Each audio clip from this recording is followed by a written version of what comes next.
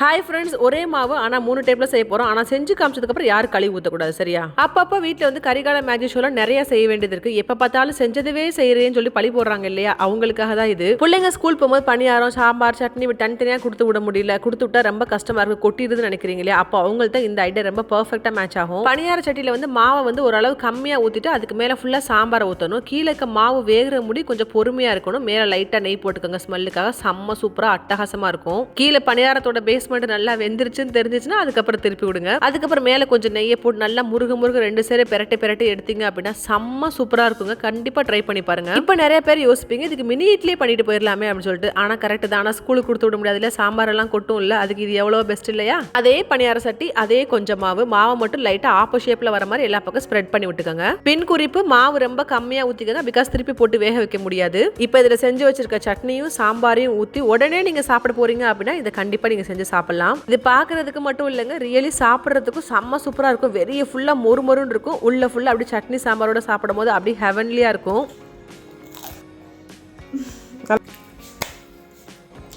It's good? You like?